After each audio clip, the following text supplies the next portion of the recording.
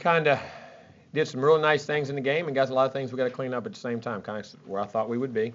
But very proud with a lot of youth. I think there was 23 freshmen, redshirt freshmen that played in the game. That's a lot of youth, but the way they handled the moment, the way they played, I was very proud. I thought our team played with great effort in the game in all three phases as far as their effort. I thought we played with good toughness in the game. Still got to get better in all those areas. There's always room for improvement in that stuff, but I like the demeanor and the way we're going there. And young guys didn't get caught up in the lights. Even though if they made a mistake, they were going full speed, flying around, being physical in the football game, which I thought was very important. Again, a lot of good things in the game as far as defensively. I was very proud the way we kept great leverage on the ball. That's a very difficult team to defense. And what I mean, the multitude of things they did that can cause gap control, eye violations, leverage issues, and throwing the ball deep on you and things. I thought our guys did a tremendous job. One time we had one little play. And gap control was good, leverage, tackling in space was good, swarming to the football with good leverage, not letting cutbacks and things get out. The passes that were completed, I thought we contested pretty well and then tackled well once we got there. Got good pressure on the quarterback. He didn't hold the ball very long, but we still got pressure on him in the things we did. Got a lot of different looks, things they with quarterback run, option, inside run. Very pleased overall defensively with how we played in the football game. But there's still, if you look at, there's still so many little things that can really make a difference and really improve us. And then we're going to have to continue to push in that and continue to build depth. Offensively, I thought we did a nice job of communicating. They were multiple looks, multiple blitzes, guys not turning guys free, getting in and out of the right plays for the most part. Picked up the blitz on the run and pass well. Ran block downfield well. Our receivers and skill guys, I thought, did a nice job of blocking, extending plays, making more big plays. Thought our backs ran pretty well. Still, actually, probably missed some cuts, a little drastic on some cuts at times, and could play a little cleaner, but very efficient. I thought Everett did a nice job for his first game. There's a lot of things he's got to get cleaned up, but made good decisions with the ball. Was pretty accurate for the most part. Still some just little things as he grows in the offense and around the guys, I think, and that he'll continue to really grow on. A lot of our young players, I thought, did a nice job there. Special teams, I thought our return game was much better in the kickoff return game. I thought we blocked well, put hats on hats, hit seams, and got our skill guys out in space, and were able to run. And if we missed one block, we were able to clean it up with another guy. Just played very efficient in that area. In our punt game, the punt coverage was excellent. We just didn't do a good job kicking the football. We got to kick the football better, more consistently. In what we did and had been doing in all camp. Kickoff coverage teams, when we did kick, we covered extremely well inside the 20. We just had the 2 errant kicks by Roberto, which is very unrare, but that happens. That's very rare for him to do that. But we've got to get that cleaned up. It shows everybody you don't ever know. You take nothing for granted. Everybody says, well, you got that penciled in. That's why as coaches, you wonder why we worry all the time. He's one of the best kickers ever. And he even had a few flaws, but he kicked it. But our PAT, our field goal teams were good in that area. And then our punt return game, we've got, Bobo did a really nice job stepping up in the game and taking that role over. I thought was very pleased. We'll continue to work with the other guys in that area. That was disappointing there, but we live and learn, and we were able to overcome those mistakes, which could be critical. And I thought that what actually gave the defense the points in which they got. I think the defense we could have possibly had a shutout with that first group for a while. So, but a lot of areas we could clean up, a lot of areas we did well in, but. That's what I said. We're going to be a work in progress, and this team is going to continue to hopefully grow each week and will learn from its mistakes and continue to do the other things it does well. And then, of course, we have a great opponent coming this week in South Florida. They played very well, very physical on defense. Hardly didn't give up a first down to the second quarter. Tackle well. You can see them playing extremely hard. Got a very good scheme in what they do. Offensively, they've switched out and went to more of a spread look, using their athletes more, the skill guys, in which they always have. Did a really nice job, scored 50 points in the game. Their kicking game is very sound. They cover kicks.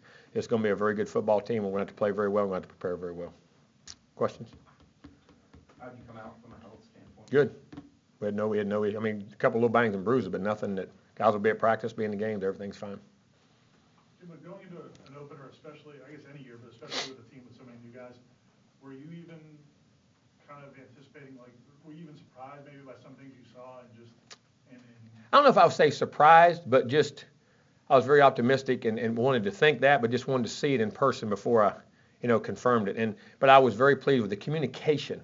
The checking, the getting in and out, the adjustments on the offensive front, communicating it to our backs and tight ends and all those things in that area. And on defense, I was very pleased with some of the youth we had and how we had to keep great gap control and leverage on that football. Going in, I was very concerned because they're a very difficult scheme to defend in those areas, and I was very pleased with those areas.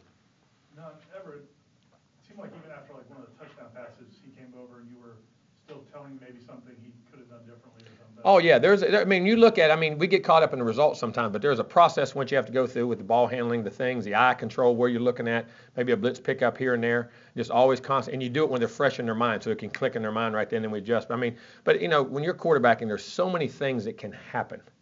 That's what people, I don't think, understand. You never stop coaching. And you can overcoach a guy because you can have him worrying too much. But at the same time, there's key areas you got to make sure he's aware of on little things that like to throw, things out there that really separate those average quarterbacks from good ones, and those good ones from those great ones. And he's able to do that, I think, in time. And I just wanted to point a couple of things out. But I was very pleased overall with his performance. How long did it take him, and maybe it wasn't at all, to be comfortable with the pre-snap reads and the checking, like you said, stuff like that? Well, it's still a work in progress. There's still a lot of work in progress going on with that as we will expand and do different things and where we're going. But for right now, what we've gotten in, I think he's done a nice job.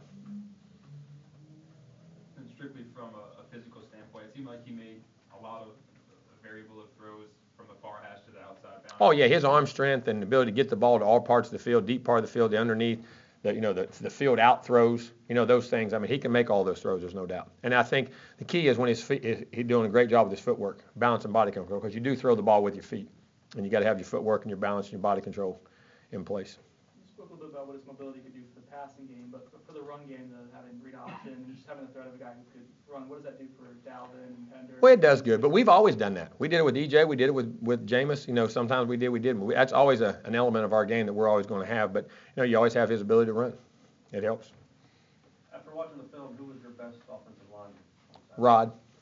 Rod played well. I thought the two guards played really well too, and Martinez and Rubel, for young guys, freshmen in there, I thought did a nice job. But they've got ways to go. Did Rod dominate his guy For the most part, he did. He had a really good game.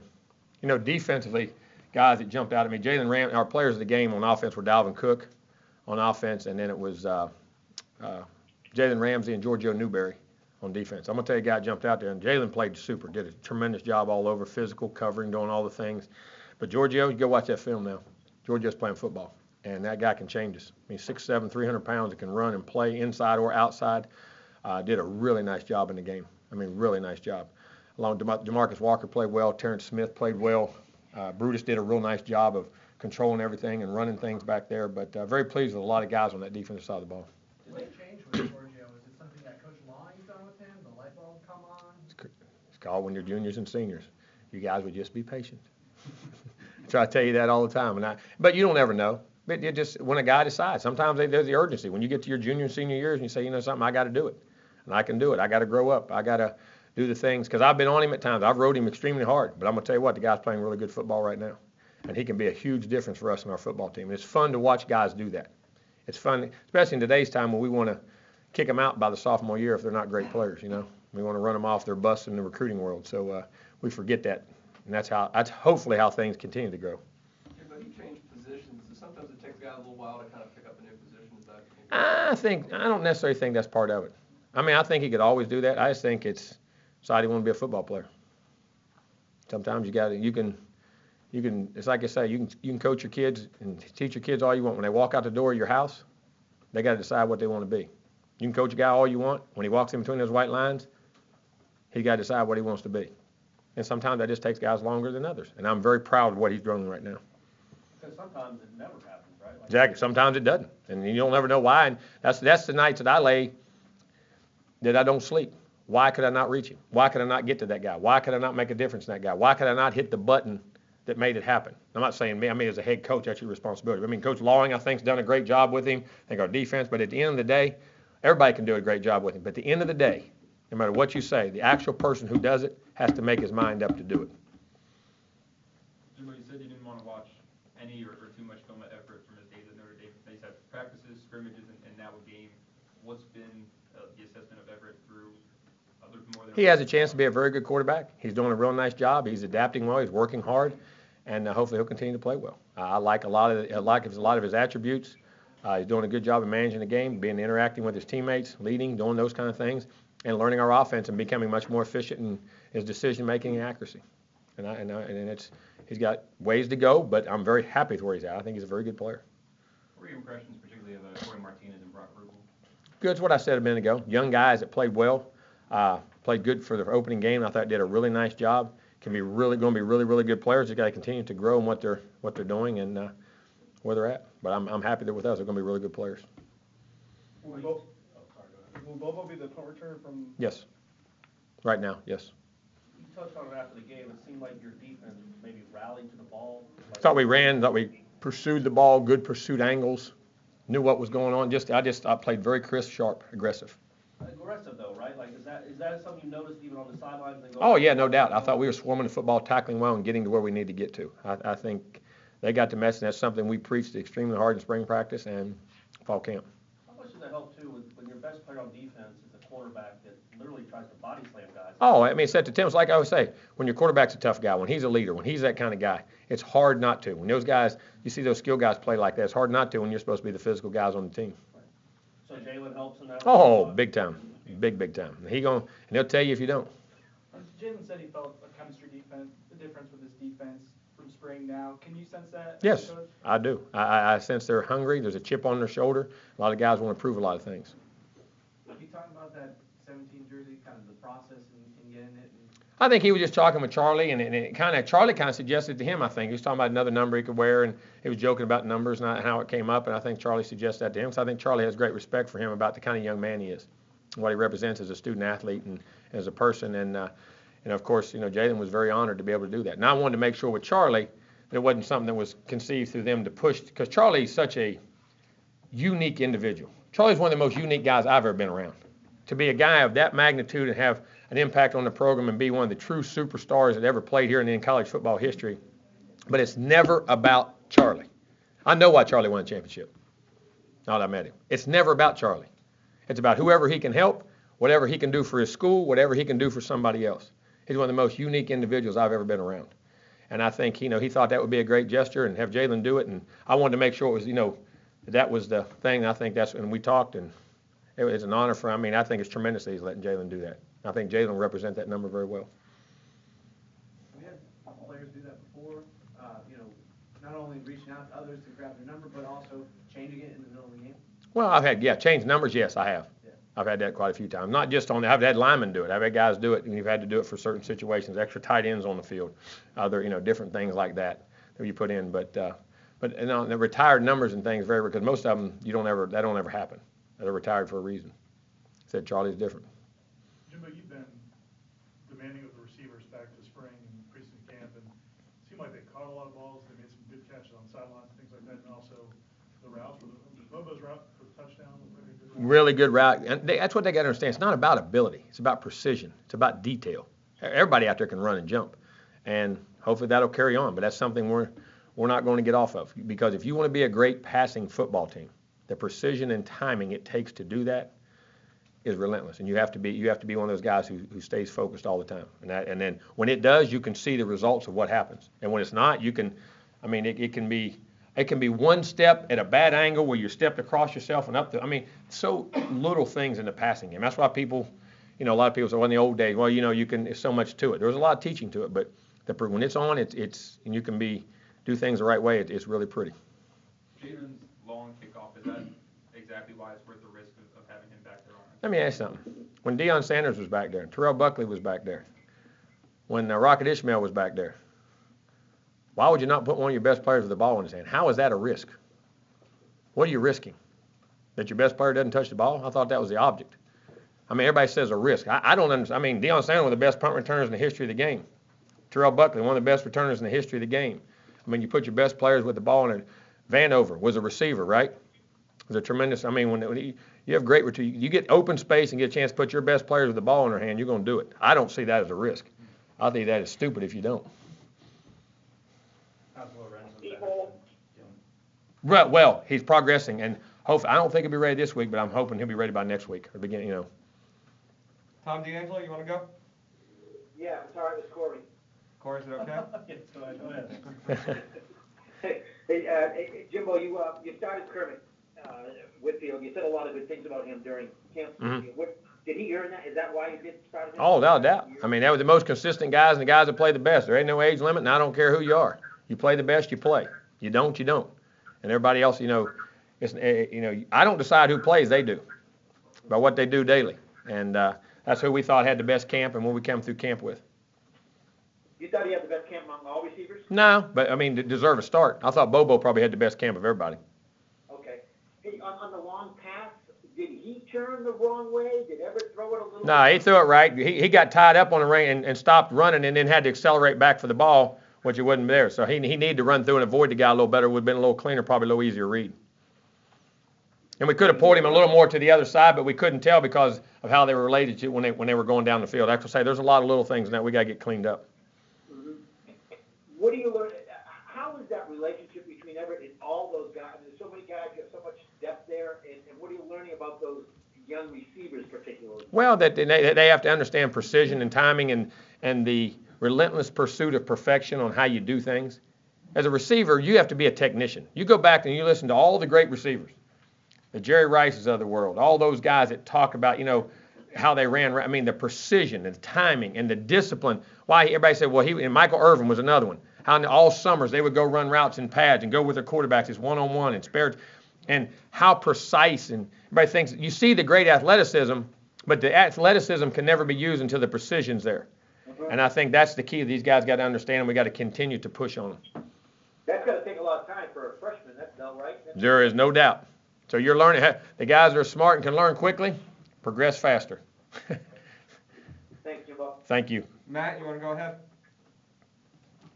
Yeah, thanks, Jimbo. Obviously, Quentin Flowers, the USF quarterback, the guy who can move around and is dangerous with his feet. What's the key as a coach to kind of mitigating that run factor with a quarterback? Hit him. Be physical with him. Keep great leverage on him. And make him feel. I mean, when they run it, then you got to make them feel it.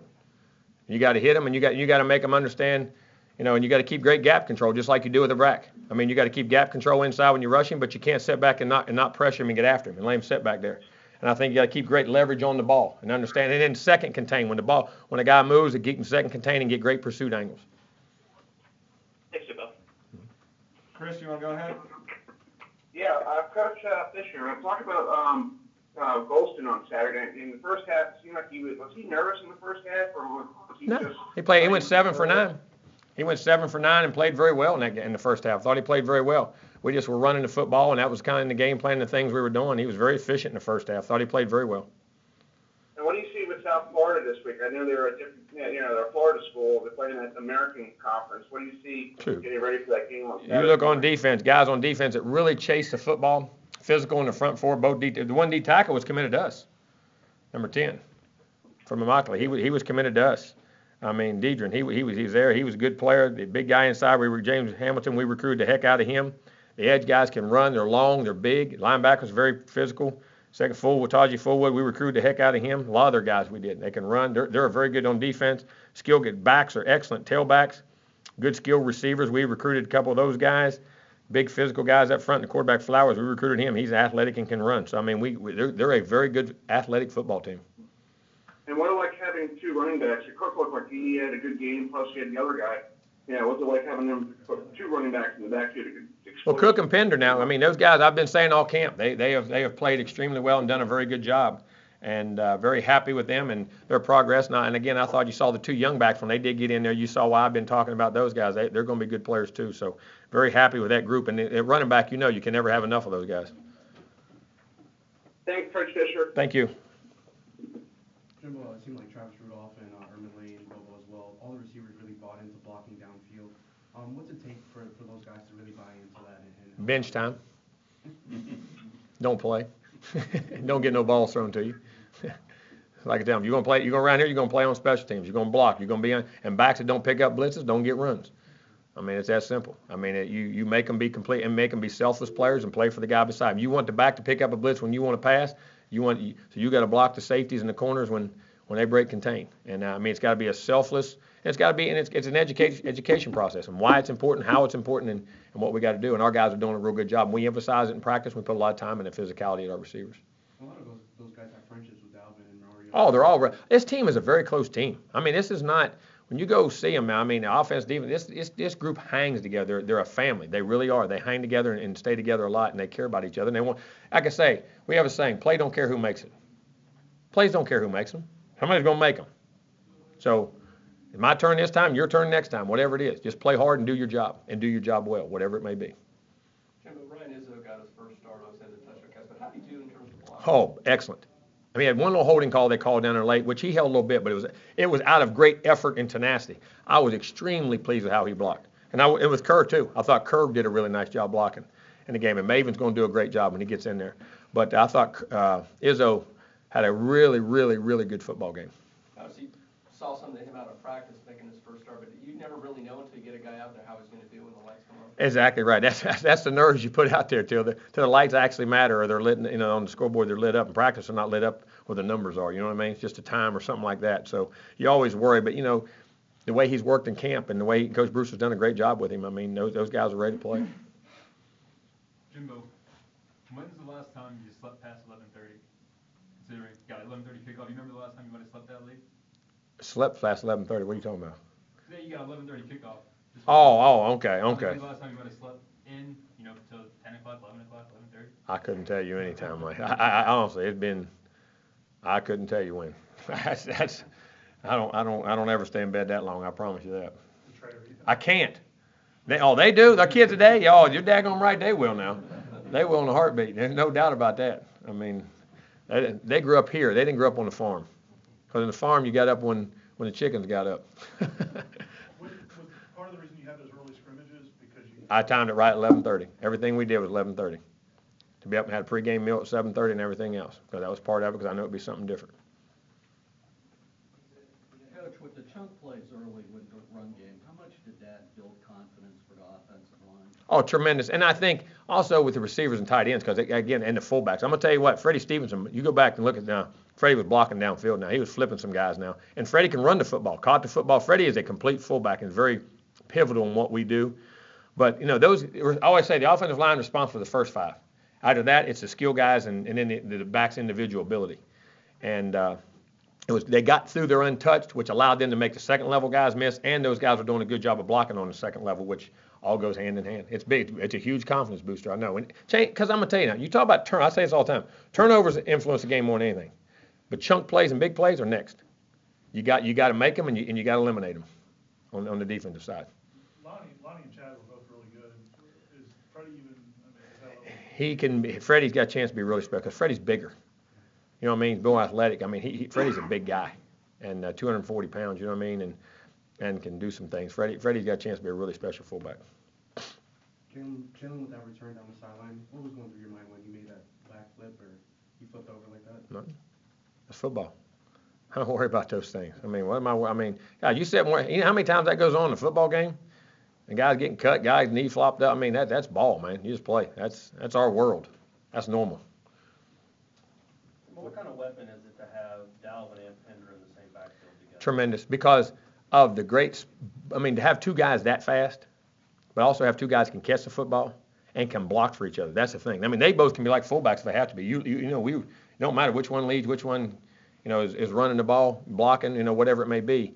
And to have two guys that in it, you got to count for them. And they're both great inside runners. You know what I'm saying? So I mean, that standpoint, you don't mind calling anything when they're in the football game. And Pender was, really good in the Syracuse game last year before he got hurt. I kept saying that. People forget that this kid's a really legit big-time running back, or can be. He really was, and had some in the Clemson game. Remember, had some really big runs in the Clemson game. Had some nice plays early in the season. He was really playing great football. It's just, out of sight, out of mind. That's the way it goes sometimes. And then Dalvin was so dynamic. But this guy's he's got a lot of juice for us too. I mean, he can be a really special player, and he's worked really hard. I mean, he's up to 204 or 5 pounds. Those guys they put the mass on. They're strong. It wasn't a touchdown. I guess the kid fell down at the 2 or 3 on that play. It was a run pass option, and that's the one I said, the one play that 8. Jalen does make a mistake, and it was trying to be aggressive, thinking it was a true run because he read run, but it's that option, and the linemen were not downfield, and you got to just lock on that guy. You know what I'm saying? And he just came off one play, and that's a lot of that spread football. That's why I say the discipline.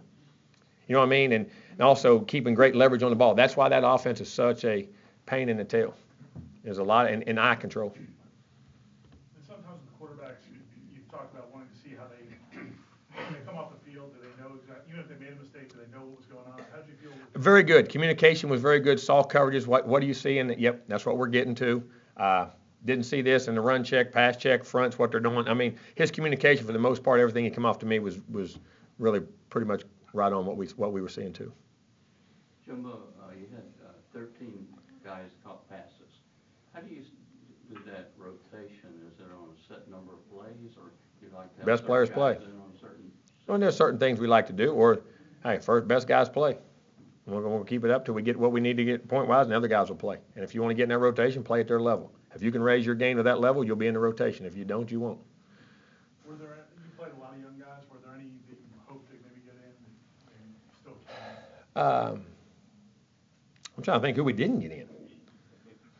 I mean, I know you got a lot in. we did. We got a lot in. And off the top of my head, there's none that I can think of that we didn't. Cause a lot of those guys early, from Derwin and Josh Sweat, and I mean all those guys getting in the game really early. A lot of those, even Terrence McFadden, all those guys got in there. I mean there was a. I'm trying to think off the top of my head. Not really. And you mentioned Sweat, the versatility you have on defensive line. I mean, like in packages where you basically have 4 defensive ends out there and different things. And the ends still have enough girth inside to play the run, because Giorgio's still 300 and DeMarcus is still 285. So, I mean, having those guys in there and the versatility and the push and the quickness, it makes a big difference. And using our personnel, that's very critical. And I think that's how we got to do on offense, defense. We've got these guys. We got to create packages for them and create problems for the other team. Is that the most depth you've had on the defensive line since you've been here? I don't know if it's a couple of years. We had some when we got Jacoby and them back the other day. I mean, that year with Goldman and Jernigan and all those guys, there was quite a few, but maybe numbers. But that year we had quite a few of those guys too. With all these numbers, is this something you expect to play a lot of players every week? Or Oh yes, you got to, because I think the wear and tear of the season. I mean, that's part of our whole GPS process too, where the wear and tear of the body, being fresh, and teams now go no huddle. So you know what? You say, okay, it's a 12-game season. No, really, it's a 15, 18-game season, because you average 20. That team averages 20 more plays a game, 25 plays a game. After 3 or 4 games, that's a whole game. So you're averaging more snaps, which equates to more games. So the more bodies you have, keep your guys fresh, they can play great football, all that matters. All that matters. Is that part of your recruiting philosophy to recruit more of those defensive linemen than maybe 10 years ago you would have done because of different kinds of offenses? You got to, and be able to have different packages on the field, to rush the passer, play the run, play the spread team, play the physical team. I mean, it's those guys, there's very few times you find one guy that fits all needs. Was Josh Sweat, was he your best freshman? If you had to rank, like. I thought a lot of them were outstanding. I couldn't say How that. did he play and how Played did well. he play? Played well. At the end, they had a couple little plays at the end. I wish he played a little harder in the fourth quarter. But early in that game, when he arm bars you, and he can hold the point. When he transitions from speed to power, can rush a passer, plays relentless, long-armed. I mean, this guy, he can do a lot of things. He's got a chance to be a really, really good football player. How did you think Derwin played? Well, thought he covered. And that's the thing about Derwin. Everybody loves how physical and strong he is. But Derwin is really a back-end player that comes up and can tackle, because he's so skilled and fluid. You wouldn't think a guy that big and strong would have the fluidity to cover and do the things he does. He got tremendous ball skills, and thought he played a good, solid football game. Jimbo, with the time that Dalvin did miss this summer, are you kind of shocked at the way he's kind of fell right into the back of the group? I didn't know football-wise in practice if he would adjust to the blocking and all that to get back in the football part of it. But Dalvin's such a workaholic. I mean, his body and his workouts, and I mean, he's just a guy I never doubted would not come back in physical condition and shape and all those things. I mean, you just wanted to get hit a few times and run between the tap, but it's been natural.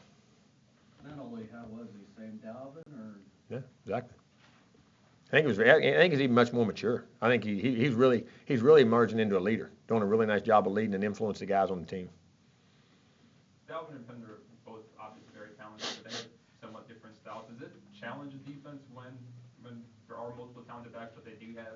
Oh yeah, it does, because how you got to play. But everybody says they're different. I don't know. I think they're probably more similar than they are different. I really do. I mean, both tremendous. Dalvin's more boom, boom, boom, and then bursts maybe a little quick, but when Pender sticks that foot in the ground and goes, he may be even more sudden than Dalvin is in that regard. I mean, they're just different. They're different, but they're similar too. But the thing I like, the versatility. They can catch the ball. They can run inside runs. They can run outside runs. You can spread them out in the passing game if you want to, and throw them passes. You know what I mean? That whole part of it makes them easy to get them the ball. Pender had a few plays like that where they said he stuck his foot in the ground and then made the guy just Check downs on flats out there. 2nd and 10, all of a sudden it's 3rd and 3. 3rd and 10 one time, he makes a guy miss. All of a sudden we get a first down. They covered the first 2 reads. Everett checked it down real nice. We're going to get a little closer field goal, and all of a sudden, but with those guys, you don't know. Make one guy miss and break a tackle, and all of a sudden it's a first down. I mean, that versatility, and that puts pressure on the defense, because now I say, well, a minute, I can't give him that much space. So guess what? Now I'll throw the ball down the field and hit the open guy a little more. I mean, they create pressure When guys that are great skill guys with the ball, it puts pressure on the defense. Is that something in camp where you just let everyone know, like, don't try to force it? If you have to dump down to our running backs, they can. Well, exactly right. Let them use your personnel, and I think that's playing quarterback. People think every quarterback's throwing the ball down the field. No, it's not. It's making the right decision and moving the football. However you got to move the football and score points and take care of it. That's playing quarterback. There's a lot of different ways, and everybody has their own opinion. But you have to be a great decision maker and be accurate, and then let those guys work for you. One more question. Did you pay attention at all to what Jacob did for? I saw the results and extremely happy for him. I'm glad it's hard working. I mean, I'm glad he's working out all his hard work, and very happy for him. He's a great young man. All right, we good? Thank y'all. Yes, sir.